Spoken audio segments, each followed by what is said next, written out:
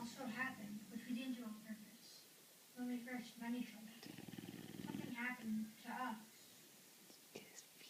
Very eloquent. I can't argue against anything you're saying. But then again, I don't have to because you're 12 years old. Let's face it.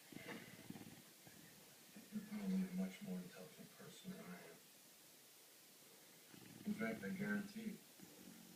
But even smart kids stick their finger in an electrical socket sometimes. It takes time to figure things out.